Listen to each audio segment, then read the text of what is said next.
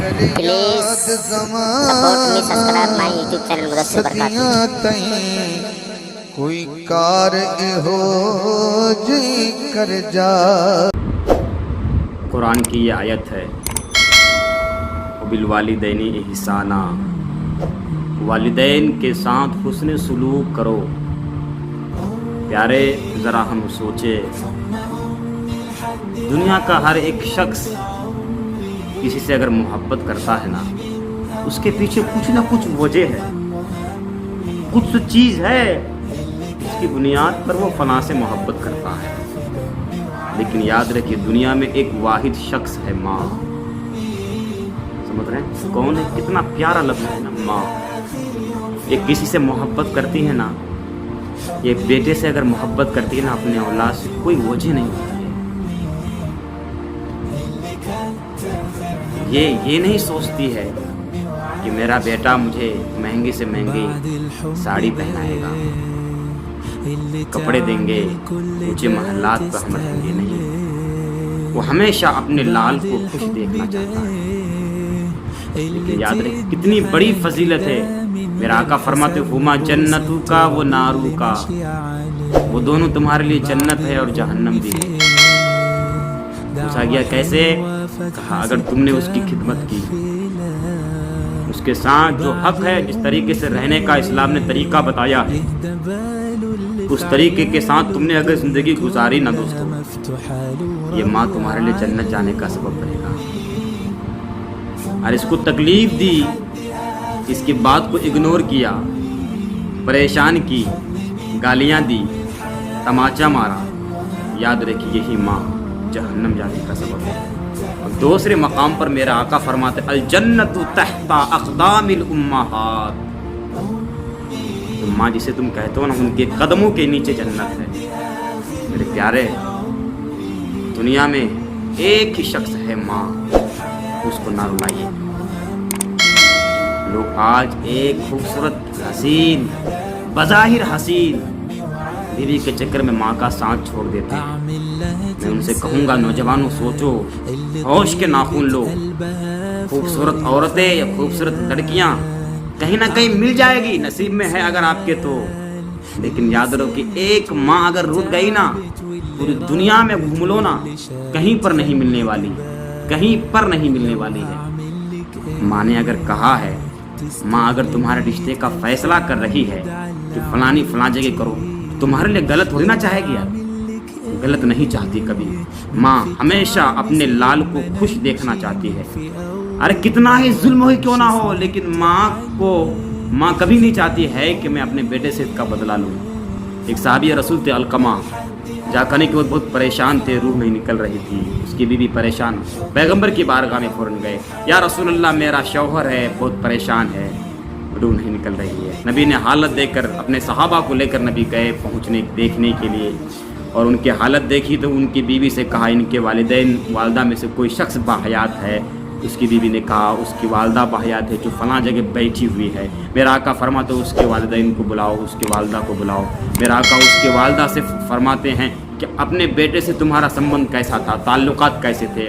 وہ کہا تھا یا رسول اللہ میرا بیٹا بہت نیک تھا، عابد تھا، زاہد تھا، بہت اچھا تھا، کبھی کبھی مجھے ڈانٹ کر بول دیا کرتا تھا، یہ چیزیں مجھے گرا گزرتی تھی۔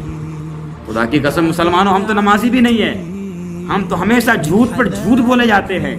سب کچھ صحابہ رسول کے ساتھ ہے، لیکن صرف ماں کو کبھی کبھی بلند آواز سے بول دیا کرتا تھا۔ میرا آقا فرماتے ہیں اے ماں ذرا تو یہ بتا میں ان کے لیے لکڑیاں اکٹھا کروں؟ میرا آقا فرماتے لکڑیاں اکٹھا کرو اور ان کو اس آگ میں ڈال دو، اور اس کو میں جلا کر یہیں پر یہ کر دوں گا۔ میرا وہ بوڑھی ماں تڑپتی ہے تو میرے لال کو جلائے گا؟ یا رسول اللہ میں نے اپنے لال کو معاف کر دیا۔ یہیں تک نہیں دوستو، فوراً اس کی روح نکل جاتی ہے۔ اور دیکھیے ماں کو دیکھنا، اللہ کے رسول فرماتے ہیں کہ جب کوئی شخص محبت کی نگاہ سے ماں کو دیکھتا ہے، رب کعبہ اس کے نامہ اعمال میں ایک حج کا ثواب عطا فرماتا ہے۔ صحابہ نے پوچھا یا رسول اللہ اگر کوئی شخص دن میں اپنے ماں کو 100 مرتبہ دیکھے کیا اس کے نامہ اعمال میں 100 حج کا ثواب ملے گا؟ میرا آقا فرماتے یقیناً میرا رب بہت بڑا ہے، دن میں کوئی شخص اپنے ماں کو 100 مرتبہ دیکھتا ہے، اللہ تعالیٰ اس کے نامہ اعمال میں 100 حج کا ثواب عطا فرماتا ہے۔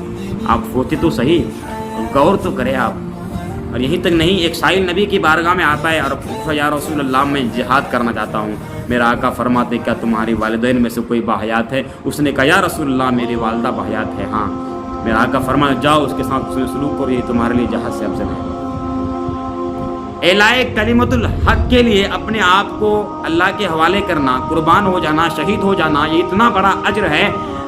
حدیثوں میں آتا ہے کہ جب شہید مر جاتا ہے، اللہ کی راہ میں شہید ہو جاتا ہے، وہ پھر چاہتا ہے کہ دوبارہ پھر جاؤں، اللہ کے کلموں کو بلند کرتے کرتے پھر میں شہید ہو جاؤں. اتنا بڑا مقام ہے. لیکن میرا آقا فرماتے جاؤ تمہارے لیے بہتر یہ ہے کہ تم اپنے ماں کے ساتھ حسن سلوک کرو، یہ تمہارے لیے اچھا ہے. اور ایک حدیث کے مطابق ان رجل سأل النبی ای الاعمال افضل وقال الصلاۃ لوقتها ثم بر الوالدین ثم الجہاد فی سبیل اللہ.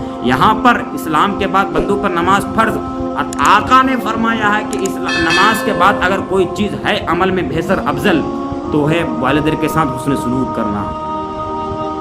دوستو، اور تیسرے نمبر پر اللہ کے رسول نے کہا کہ اللہ کے راستے میں جہاد کرنا ہے. میرے دوستو بہت بڑی ذات ہے ہمارے پاس، قدر کیجئے. میرا آقا فرماتے ہیں زعیمہ انفعہ زعیمہ انفعہ زعیمہ انفعہ. 3 بار کہا ناک کھا کالو دو، ناک کھا کالو دو، ناک کھا کالو دو. قیل من یا رسول اللہ، پوچھا گیا کون یا رسول اللہ؟ کہا جس نے اپنے والدین میں سے کسی ایک کو یا دونوں کو باحیات بڑھاپے کے حالت میں باحیات پایا اور اس کی خدمت کر کے جنت نہ جا سکا، اس کی ناک کھا کالو. میرا آقا بد دعا فرماتے ہیں ان لوگوں کے لیے جو اپنے ماں باپ کو بڑھاپے کی حالت میں پایا. ذرا سوچئے اگر گھر میں بوڑھی ماں ہے نا صاحب، دھتکاریے نہیں، ایک بیوی کے چکر میں للکاریے نہیں، ان کو رکھیے. وہی تو ایک سہارا ہے ہمارے جنت جانے کا، وہی تو ایک سہارا ہے. ماں اگرچہ روٹھی ہے میں اسے منا لوں گا، موم کے پگھلنے میں دیر کتنی لگتی ہے، اس ماں کو منائیے. دوستو ماں کی رضا میں رب کی رضا ہے، رب باپ کی رضا میں رب کی رضا ہے. ماں کو منائیے. ماں جنت کے قدموں کے نیچے جنت ہے.